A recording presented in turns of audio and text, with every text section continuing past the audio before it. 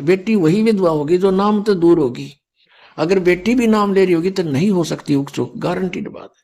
तुम कहते माला तो कर में फिरे और जीव्या फिरे मुख माही, और मन तो तेरा कहीं और घूम रहा, ये तो सुमरना ही। 108 मंत्र आपको बताए जाते हैं, ज्यादा भी कर सकते हो कोई बात नहीं, और किसी दिन कम भी रह जाता चिंतित नहीं होना चाहिए, क्योंकि परमात्मा को पता है काल ने यू एजेंट छोड़ रखा मन है कि यू भक्ति ना करने दे तुमने। लेकिन कुछ दिनों के बाद आत्मा इस पे प्रभावित हैवी हो जाएगी और बैठ के इस पे भजन कराया करेगी। फिर श्वास का मंत्र आ जाता है, ये फिर मन भागता है, फिर थोड़ी देर पाछा फिर चेतन हो जाए, फिर करे। तो ऐसे करता रहे, ऐसे अभ्यास बनेगा इसका, ऐसे ही चलता है। और कुछ दिनों के बाद आपको रात्रि में भी, स्वप्न में भी आपका सिमरण शुरू हो जाया करेगा, सोते सोते सोते सोते श्वास उश्वास से। और एक श्वास उश्वास की इतनी कीमत है सतनाम की, 2 अक्षर की। और तीसरे का तो कहना है कि सार नाम तो वो तो एक का जपया हुआ घना काम करते हैं। तो इतने धनी बन जाओगे आप इस भक्ति से। ये भक्ति और फिर आशा, आशा यहाँ के नहीं रखे, जरा अंत में आपकी इच्छा, किसी बेटे या बेटी में, कार या कोठी में, पोते या पोती में, किसी प्रकार दोता या दोती में, किसी भी सतीथि में। मान लीजिए आप वृद्ध होगे और उधर से आपकी बेटी विधवा होगी, तो आपके साथ काल ने यू और एक जाल कर, बेटी वही विधवा होगी जो नाम तो दूर होगी। अगर बेटी भी नाम ले रही होगी तो नहीं हो सकती उपचुक, गारंटीड बात है। और ऐसा हो जाता है तो फिर आपके मन में काल पैदा करेगा प्रेरणा, बता क्या होगा बेटी का, क्या होगा बेटी का। वह बेटी महात्मा रह जाएगी, फिर वहीं की सब पशु बनकर वहीं फिर हल खींच रहा होगा। आगे गए ना बावड़े रहते भी सब जाही, बिन साहेब की बंदगी की ठोर ठिकाना नहीं। जैसे मोती ओस का ऐसी तेरी आव, गरीबदास कर बंदगी बहुर ने ऐसा दाव। अब परमात्मा के बारे में जब हमारे हृदय में यह जगह बन जाएगी कि ना तो मनुष्य जीवन बार बार मिलेगा, और मनुष्य जीवन मिल गया तो ज्ञान नहीं मिला कि मनुष्य जीवन चाटाएंगे खाम, वो तो फिर एक पशु जैसा धंधा, तो असंख्य बार जन्म हो जाओ मनुष्य का। जैसे मोक्ष नहीं हुआ, परमात्मा प्राप्ति नहीं हुई। तो आपके अंदर एक विशेष कसक बनेगी, और ये कसक जो है, जैसे आप कोई ऑफिशियल काम भी करते हैं तो भगवान की भूल नहीं पड़ सकती, भले ही सिमरण नहीं हो सकता लेकिन वो चिंतन नहीं छूट सकता। परमात्मा की याद, भगवान ने ऐसा है, वेदों में ऐसा लिखा है। ये रह रहकर हमने तो एक ऐसा माहौल बनाना है, एक ऐसा रूटीन बनाना अपने दिमाग का कि ये बकवादा तटके भगवान के चरणों में ही लगा रहे। ये मान की वाणी याद आने लग जाएंगी जब आप कोई रिटर्न कार्य करते हो। सुखदेव ने 84 भुगती बना पजावे खरवो, तेरी क्या बुनियाद पुरानी तू पेंडा पंथ पकड़वो।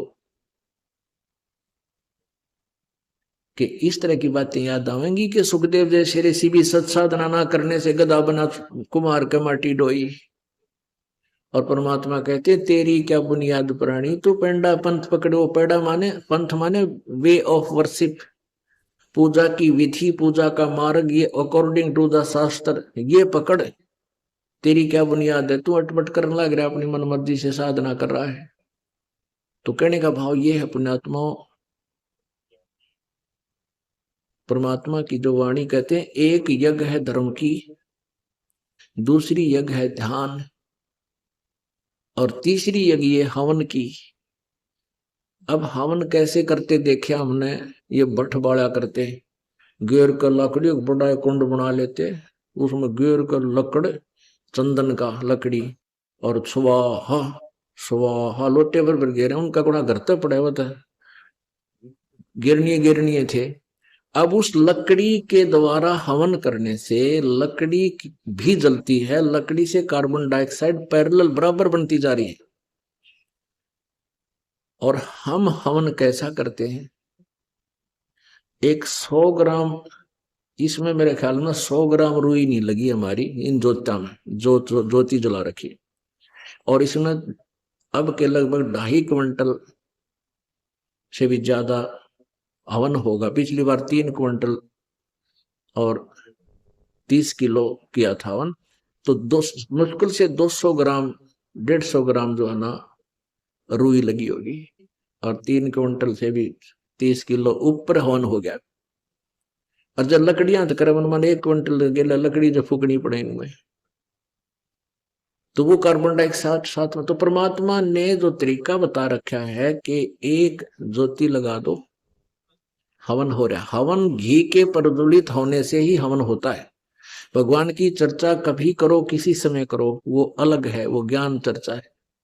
तो तीसरी यज्ञ है हवन की, या हवन भी होता। चौथी यज्ञ प्रणाम।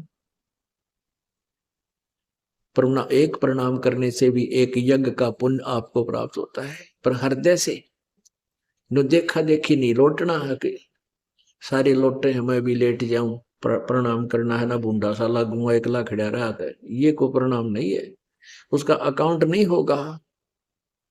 कहते हैं जय गोपाल दंडवत करो, चाहे पैरा पड़ प्रणाम, पर दुआ करो दिल पाक से है, वो असला असल सलाम।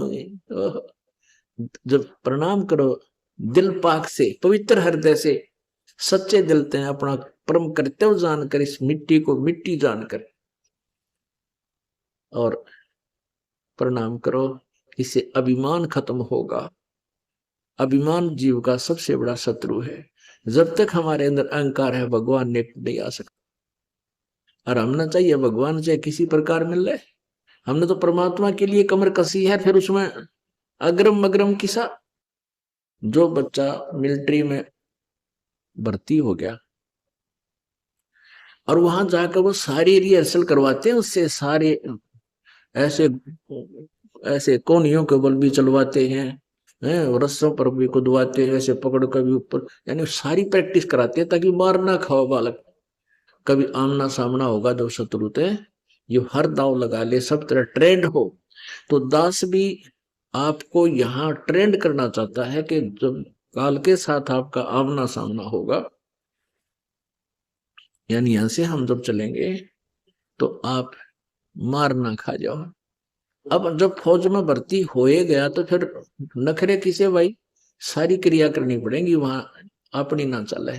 तो ऐसे यहां भी आपने प्रवेश पाए लिया तो हमने हर तरह से अपने आप को ढालना पड़ेगा जो परमात्मा के नियम है, तभी हम सही सिपाही होंगे, तभी हम सही भक्त होंगे।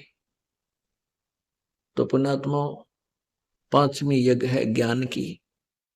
अब ये ज्ञान यज्ञ जो आपका चल रहा है, सत्संग रह रहे कर सुनाया जाता है, इसका बहुत पुण्य आपको मिलता है। और हमारा कोई सिर में दर्द नहीं, 4-4 घंटे 5-5 घंटे सत्संग करूं दिन में, और फिर आप जी से साथ साथ आपसे मिलता हूं, कुशल मंगल पूछता हूं।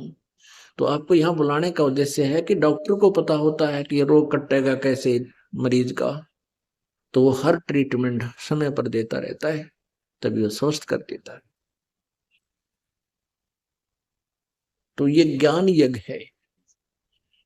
तो कहते हैं तुलसी पिछले पाप से हरि चर्चा ना बावे, अच्छी नहीं लगे, और जैसे जबर के बेगते भूख विदा हो जाए। कुछ ऐसे पाप हैं जो सत्संग के श्रवण करते हैं या शारीरिक सेवा करने से ही समाप्त होते हैं, उनका और कोई विकल्प नहीं। तो फिर क्या होगा कि कुछ दिनों के बाद आपने इतनी भूख लगेगी, आप डटे नहीं डटो। वही व्यक्ति जो पहले 1/2 घंटा भी नहीं सुन सका था माल्य की वाणी को, अब वो ना सोचा 2 घंटे के बाद भी आगे और क्या बताओगे गुरु जी, कौन सी कथा सुनावेंगे। तो ये भूख लगी, आप स्वस्थ, आपकी आत्मा स्वस्थ होगी। और आपके मन में मान ले कभी भी साल में 2 वर्ष में ये आने लगा कि ये कथा तो मैंने सुन रखी है, गुरु जी ने फिर वही सुना दी, तो समझो आप फिर अस्वस्थ हो गए, आपके ऊपर कोई कर्म की मार ज्यादा होगी।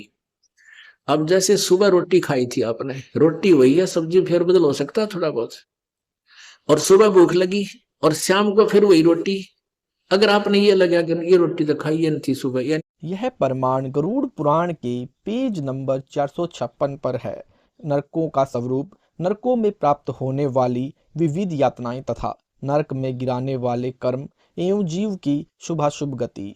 श्री सूत जी ने कहा, पूछे गए अपने प्रश्नों का सम्यक उत्तर सुनकर पक्षीराज गरुड़ अतिशय आदित हो, यानी भगवान विष्णु नरकों के स्वरूप को जानने की इच्छा प्रकट की। गरुड़ ने कहा, हे उपेंद्र, आप मुझे उन नरकों का स्वरूप और भेद बताएं जिनमें जाकर पापी जन अत्यधिक दुख भोगते हैं। श्री भगवान ने कहा, हे अरुण के छोटे भाई गरुड़, नरक तो हजारों की संख्या में है, सभी को विस्तृत रूप में बताना संभव नहीं है, अतः मैं मुख्य मुख्य नरकों को बता रहा हूँ। हे पक्षीराज, तुम मुझसे यह जान लो कि रौरव नामक नरक अन्य सभी की अपेक्षा प्रधान है। झूठी गवाही देने वाला और झूठ बोलने वाला व्यक्ति रौरव नरक में जाता है। इसका विस्तार 2000 योजन है। जांग भर की गहराई वहाँ दुस्तर गड्ढा है। दहकते हुए अंगारों से भरा हुआ वह गड्ढा पृथ्वी के समान बराबर, वहाँ की भूमि भी तप्तंगार जैसी है। उसमें यम के दूत पापियों को डाल देते हैं। उस जलती हुई अग्नि से संतप्त होकर पापी उसमें इधर उधर भागता है। उसके पैरों छाले पड़ जाते हैं जो फूट कर बहने लगते हैं। रात दिन वह पापी वहां पैर उठा उठा कर चलता है। इस प्रकार वह जब 1000 योजन उस नरक का विस्तार पार कर लेता है, तब उसे पाप की शुद्धि के लिए उसी प्रकार के दूसरे नरक में भेजा जाता है। हे पक्षिन, इस प्रकार मैंने तुम्हें रौरव नामक प्रथम नरक की बात बता दी। अब तुम महारौरव नामक नरक की बात सुनो। यह नरक 5000 योजन में फैला हुआ है। वहाँ की भूमि तांबे के समान वर्ण वाली है। उसके नीचे अग्नि जलती रहती है। वह भूमि विद्युत प्रभा के समान कांतिमान है। देखने में वह पापी जनों को महाभयंकर प्रतीत होती है।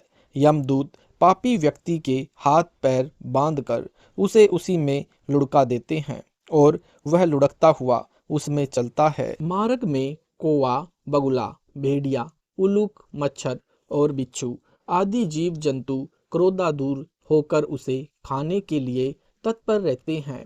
वह उस जलती हुई भूमि एवं भयंकर जीव जंतुओं के आक्रमण से इतना संतप्त हो जाता है कि उसकी बुद्धि ही भ्रष्ट हो जाती है। वह गड़बड़ाकर चिल्लाने लगता है तथा बार बार उस कष्ट से बेचैन हो उठता है।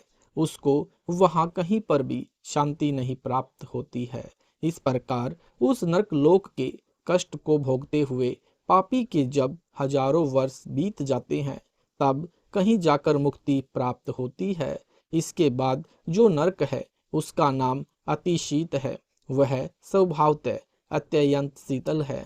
महारौरव नरक के समान ही उसका भी विस्तार बहुत लंबा है। वह गहन अंधकार से व्याप्त रहता है। असहाय कष्ट देने वाले यमदूतों के द्वारा पापी जन लाकर यहाँ बांध दिए जाते हैं। अतः वे एक दूसरे का आलिंगन करके वहाँ की भयंकर ठंड कस के बचने का प्रयास करते हैं। उनके दांतों में कटकटाहट होने लगती है। हे पक्षीराज, उनका शरीर वहाँ की उस ठंड से कांपने लगता है। वहाँ भूख प्यास बहुत अधिक लगती है। इसके अतिरिक्त भी अनेक कष्टों का सामना उन्हें वहाँ करना पड़ता है। वहाँ हिमखंड का वहन करने वाली वायु चलती है जो शरीर की हड्डियों को तोड़ देती है। वहाँ के प्राणी भूख से त्रस्त होकर मज्जा, रक्त और गल रही हड्डियों को खाते हैं। परस्पर भेंट होने पर वे सभी पापी एक दूसरे का आलिंगन कर भ्रमण करते रहते हैं। इस प्रकार उस तमसावृत नरक में मनुष्य को बहुत से कष्ट झेलने पड़ते हैं। हे पक्षी श्रेष्ठ, जो व्यक्ति अन्याय असंख्य पाप करता है वह इस नरक के अतिरिक्त निकृंतन नाम से प्रसिद्ध दूसरे नरक में जाता है। हे खकेंद्र, वहाँ अनवर्त कुंभकार के चक्र के समान चक्र चलते रहते हैं, जिनके ऊपर पापी जनों को खड़ा करके यम के अनुचरकों के द्वारा अंगुली में स्थित काल सूत्र से उनके शरीर को पर से यानी पैर से लेकर सिरों भाग तक छेदा जाता है, फिर भी उनका प्राणतम नहीं होता। इसमें शरीर के सैकड़ों भाग टूट टूट कर छित्र भित्र हो जाते हैं और पुनः इकट्ठे हो जाते हैं। इस प्रकार यमदूत पाप कर्मियों को वहां हजारों वर्ष तक चक्कर लगवाते रहते हैं। जब सभी पापों का विनाश हो जाता है तब कहीं जाकर उन्हें उस नरक से मुक्ति प्राप्त होती है।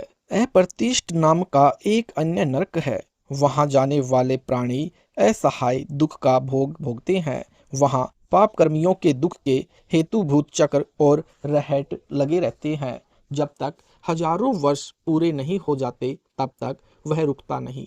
जो लोग उस चक्र पर बांधे जाते हैं वे जल के घट की भांति उस पर घूमते रहते हैं। पुनः रक्त का वमन करते हुए उनकी आंतें मुख की ओर से बाहर आ जाती है और नेत्र आंतों में घुस जाते हैं। प्राणियों को वहां जो दुख प्राप्त होते हैं वे बड़े ही कष्टकारी हैं। हे गरुड़, अब असिपत्रवन नामक दूसरे नरक के विषय में सुनो। यह नरक 1000 योजन में फैला हुआ है। इसकी संपूर्ण भूमि अग्नि से व्याप्त होने के कारण अहर्निश जलती रहती है। इस भयंकर नरक में 7 सूर्य अपनी सहस्त्र रश्मियों के साथ सदैव तपते रहते हैं, जिनके संताप से वहां के पापी हर क्षण जलते ही रहते हैं। इसी नरक के मध्य 1/4 भाग में शीत सनिगत पत्र नामक वन है। हे पक्षी श्रेष्ठ, उसमें वृक्षों से टूटकर गिरे फल और पत्तों के ढेर लगे रहते हैं। मांसाहारी बलवान कुत्ते उसमें विचरण करते रहते हैं। वे बड़े बड़े मुख वाले, बड़े बड़े दांतों वाले तथा व्याघ्र की तरह महाबलवान हैं। अत्यंत शीत एवं छाया से व्याप्त उस नरक को देखकर भूख प्यास से पीड़ित प्राणी दुखी होकर करुण क्रंदन करते हुए वहां जाते हैं। ताप से तपती हुई पृथ्वी की अग्नि से पापियों के दोनों पैर जल जाते हैं। अत्यंत शीतल वायु बहने लगती है, जिसके कारण उन पापियों के ऊपर तलवारों के समान तीक्ष्ण धार वाले पत्ते गिरते हैं। जलते हुए अग्नि समूह से युक्त भूमि पापी जन छिन्न भिन्न होकर गिरते हैं। उसी समय वहां के रहने वाले कुत्तों का आक्रमण भी उन पापियों पर होने लगता है। शीघ्र ही वे कुत्ते रोते हुए उन पापियों के शरीर के मांस को खंड खंड करके खा जाते हैं। हे तात, 80 पत्र वन नामक नरक के विषय को मैंने बता दिया। अब तुम महाभयानक तप्त कुंभ नाम वाले नरक का वर्णन मुझसे सुनो। इस नरक चारों ओर फैले हुए अत्यंत गरम गरम घड़े हैं। उनके चारों ओर अग्नि प्रज्वलित रहती है। वे उबलते हुए तेल और लोहे के चूर्ण से भरे रहते हैं। पापियों को ले जाकर उन्हीं में औंध मुख डाल दिया जाता है। जलती यानी गलती हुई मजा रूपी जल से युक्त उसी में फूटते हुए अंगों वाला यानी अंगों वाले पापी काड़ा के समान बना दिए जाते हैं। तदनंतर भयंकर यमदूत नुकीले हथियारों से उन पापियों की खोपड़ी, आंखों तथा हड्डियों को छेद छेद कर नष्ट करते हैं। गिद्ध बड़ी तेजी से वहां आकर उन पर झपट्टा मारते हैं। उन उबलते हुए पापियों को अपनी चोंच से खींचते हैं और फिर उसी में छोड़ देते हैं। उसके बाद यमदूत उन पापियों को यानी उन पापियों के सिर, स्नायु, द्रवीभूत मांस, त्वचा आदि को जल्दी जल्दी करछुले उसी तेल में घुमाते हुए उन महापापियों को काड़ा बना डालते हैं। हे पक्षिन, यह तप्त कुंभ जैसा है। इस बात को विस्तार पूर्वक मैंने तुम्हें बता दिया। सबसे पहले नरक को रोरव और दूसरे उसके बाद वाले को महारोरव नामक नरक कहा जाता है। तीसरे नरक का नाम अतिशीत एवं चौथे का नाम निकृतन है। पांचवा नरक अप्रतिष्ठ, छठा 80 पत्र वन एवं 7वां तप्त कुंभ है। इस प्रकार ये 7 प्रधान नरक हैं। अन्य भी बहुत से नरक सुने जाते हैं जिनमें पापी अपने कर्मों के अनुसार जाते हैं, यथा रोद, शूकर, ताल, तप्त कुंभ, महाज्वाल, शबल, विमोहन, क्रीम, क्रीमभक्ष, लालाभक्ष, विंजन, अधविशिर, पुयवह, रुधिरांध, विंगभुज, वेत्रणी, असी पत्र वन, अग्निज्वाल, महाघोर संदर्श, अभोजन, तमस, कालसूत्र, लोहतापी, अभिभूत यानी अभिद, अप्रतिष्ठ तथा अविची आदि ये सभी नरक यम के राज्य में स्थित है। पापी जन पृथक पृथक रूप से उनमें जाकर गिरते हैं। रौरव आदि सभी नरकों की अवस्थिति इस पृथ्वी लोक से नीचे मानी गई है। जो मनुष्य गो की हत्या, भ्रूण हत्या और आग लगाने का दुष्कर्म करता है वह रोध नामक नरक में गिरता है।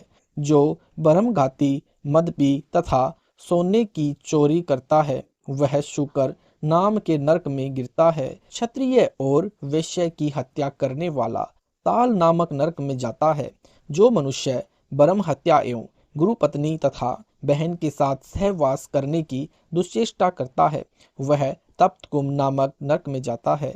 जो असत्य संभाषण करने वाले राजपुरुष हैं उनको भी उक्त नरक की ही प्राप्ति होती है। जो प्राणी निषिद्ध पदार्थों का विक्रेता, मदिरा का व्यापारी है तथा स्वामी भक्त सेवक का परित्याग करता है वह तप्त लो नामक नरक को प्राप्त करता है। जो व्यक्ति कन्या या पुत्र वधू के साथ सहवास करने वाला है, जो वेद विक्रेता और वेद निंदक है वह अंत में महाजवाल नामक नरक का वासी होता है। जो गुरु का अपमान करता है, शब्द बाण से उन पर प्रहार करता है तथा अगम्या स्त्री के साथ मैथुन करता है वह शबल नामक नरक में जाता है। शौर्य प्रदर्शन में जो वीर मर्यादा का परित्याग करता है वह विमोहन नामक नरक में गिरता है। जो दूसरे का अनिष्ट करता है उसे कृमि भक्ष नामक नरक की प्राप्ति होती है। देवता और ब्राह्मण से द्वेष रखने वाला प्राणी लाला भक्ष नरक में जाता है। जो पराई द्रोहर का अपरता है तथा बाग बगीचों में आग लगाता है उसे विषजन नामक नरक की प्राप्ति होती है। जो मनुष्य अस्त पात्र से दान लेता है तथा अस्तपति ग्रह यानी अस्तप्रति ग्रह लेने वाला अयाज्य याजक और जो नक्षत्र से जीविका को पार्जन करता है वह मनुष्य अधशीर नरक में जाता है। जो मदिरा मांस आदि पदार्थों का विक्रेता है वह पुयवह नामक घोर यानी पुयवह नामक घोर नरक गिरता है। जो कुकुट बिल्ली यानी कुकुट बिल्ली, सुअर, पक्षी, मृग, भेड़ को यानी भेड़ को बांधता है वह भी उसी प्रकार के नरक में जाता है। जो ग्रहदाही है, जो विषदाता है, जो कुंड यानी जो कुंडासी है, जो सोम विक्रेता है, जो मदपी है, जो मांस भोजी है तथा जो पशु हंता है वह व्यक्ति रुधिरांध यानी रुधिरांध नामक नरक में जाता है। ऐसा विद्वानों का अभिमत है। एक ही पंक्ति में बैठे हुए किसी प्राणी को धोखा देकर जो लोग विष खिला देते हैं उन सभी को विभुज नामक घोर नरक प्राप्त होता है। मधु निकालने वाला मनुष्य वेतरणी और क्रोधी मूत्र संज्ञक नामक नरक में जाता है। अपवित्र और क्रोधी व्यक्ति असित यानी असी पत्र वन नामक नरक में जाता है। मृगों का शिकार करने वाला व्याध अग्निज्वाल नामक नरक में जाता है जहां उसके शरीर को नोच नोच कर कौवे खाते हैं। यज्ञ कर्म में दीक्षित होने पर जो व्रत का पालन नहीं करता उसे उस पाप से संदस नरक में जाना पड़ता है। यदि सवपन में भी सन्यासी या ब्रह्मचारी सखलित हो जाते हैं तो वे अभोजन नामक नरक में जाते हैं। जो लोग क्रोध और हर्ष से भरकर वर्णाश्रम धर्म के विरुद्ध कर्म करते हैं उन सबको नरक लोक की प्राप्ति होती है। सबसे ऊपर भयंकर गर्मी से संतप्त गोरौरव नामक नरक है। उसके नीचे अत्यंत दुखदायी महारौरव है। उस नरक से नीचे शीतल और उस नरक के बाद नीचे तामस नरक माना गया है। इसी प्रकार बताए गए कर्म से अन्य नरक भी नीचे ही है। इन नरक लोकों के अतिरिक्त भी सैकड़ों नरक हैं जिनमें पहुंचकर पापी प्रतिदिन पकता है, जलता है, गलता है, विदरण होता है, चूर्ण किया जाता है, गीला होता है, कवात बनाया जाता है, जलाया जाता है और कहीं वायु से प्रताड़ित किया जाता है। ऐसे नरकों में एक दिन 100 वर्ष के समान होता है। सभी नरकों से भोग भोगने के बाद पापी तिर्यक योनियों में जाता है। तत्पश्चात उसको कृमि, कीट, पतंग, सवात यानी स्थावर तथा एक खुर वाले गधे की योनि प्राप्त होती है। तदनंतर मनुष्य, जंगली हाथी आदि की योनियों में जाकर गो की योनियों में पहुंचता है। हे गरुड़, गधा, घोड़ा, खच्चर, गोर, मृग, शरभ और चमरी, ये 6 योनियां एक खुर वाली होती है। इनके अतिरिक्त बहुत सी पापचार योनियां भी है जिनमें जीवात्मा को कष्ट भोगना पड़ता है। उन सभी योनियों को पाकर प्राणी मनुष्य योनि में आता है और कुबड़ा, कुत्सित, वामन, चांडाल और पुलकश आदि नर योनियों में जाता है। अविष्ट पाप पुण्य से समवित जीव बार बार गर्भ में जाता है और मृत्यु को प्राप्त होता है। उन सभी पापों के समाप्त हो जाने के बाद प्राणी को शूद्र, वैश्य तथा क्षत्रिय आदि की आरोहिणी योनि प्राप्त होती है। कभी कभी वह सत्कर्म से ब्राह्मण, देव और इंद्र तत्व के पद पर भी पहुंच जाता है। हे गरुड़, यम द्वार निर्दिष्ट योनि में पुण्य गति प्राप्त करने में जो प्राणी सफल हो जाते हैं वे सुंदर सुंदर गीत गाते हैं, वाद्य बजाते हैं और नृत्य आदि करते हुए प्रसन्नचित गंधर्व के साथ अच्छे से अच्छे हार, नुपुर आदि नाना प्रकार के आभूषणों से युक्त चंद आदि की दिव्य सुगंध और पुष्पों के हार से सुवासित एवं अलंकृत चमचमाते हुए विमान में स्वर्ग लोक को जाते हैं। पुण्य समाप्ति के पश्चात जब वे वहां से पुण्य पृथ्वी पर आते हैं तो राजा अथवा महात्माओं के घर में जन्म लेकर सदाचार का पालन करते हैं। समस्त भोगों को प्राप्त करके पुण्य स्वर्ग को प्राप्त करते हैं, अन्यथा पहले के समान आरोहिणी योनियों में जन्म लेकर दुख भोगते हैं। मृत्यु लोक में जन्म लेने वाले प्राणी का मरना तो निश्चित है। पापियों का जीव अधोमार्ग से निकलता है। तदनंतर पृथ्वी तत्व में पृथ्वी, जल तत्व में जल, तेज तत्व में तेज, वायु तत्व में वायु, आकाश तत्व में आकाश तथा सर्वव्यापी मन चंद्र में जाकर विलीन हो जाते हैं। हे गुरुड़, शरीर में काम, क्रोध एवं पंचेंद्रियां यानी 5 इंद्रियां, इन सभी को शरीर में रहने वाले चोर की संज्ञा दी गई है। काम, क्रोध और अहंकार नामक विकार भी उसी में रहने वाले चोर हैं। उन सभी का नायक मन है। इस शरीर का संहार करने वाला काल है जो पाप और पुण्य से जुड़ा रहता है। जिस प्रकार घर के जल जाने पर व्यक्ति अन्य घर की शरण लेता है, उसी प्रकार पंचेंद्रियों से युक्त जीव इंद्रियाष्टीकृत देवताओं के साथ शरीर का परित्याग कर नए शरीर में प्रविष्ट हो जाता है। शरीर में रक्त, मज्जादि 7 धातुओं से युक्त यह 60 कोशिक शरीर है। सभी प्राण, अपान आदि पंचवायु, मलमूत्र, वादियां, पित्त, श्लेष्म, मज्जा, मांस, मेदा, अस्थि, शुक्र और स्नायु, ये सभी शरीर के साथ ही अग्नि में जलकर भस्म हो जाते हैं। हे ताक्षर्य, प्राणियों के विनाश को मैंने तुम्हें बता दिया। अब उनके इस शरीर का जन्म पुण्य कैसे होता है उसको मैं तुम्हें बता रहा हूँ। यह शरीर नसों से आबद्ध, श्रोतार्दिक इंद्रियों से युक्त और 9 द्वारों से समन्वित है। यह सांसारिक विषय वासनाओं के प्रभाव से व्याप्त, काम, क्रोध आदि विकार से संवित, राग द्वेष परिपूर्ण तथा तृष्णा नामक भयंकर चोर से युक्त है। यह लोभ रूपी जाल में फंसा हुआ और मोह रूपी वस्त्र से ढका हुआ है। यह माया से भली भांति आबद्ध एवं लोभ से अधिष्ठित पुर के समान है। सभी प्राणियों का शरीर इनसे व्याप्त है। जो लोग अपनी आत्मा को नहीं जानते हैं वे पशुओं के समान है।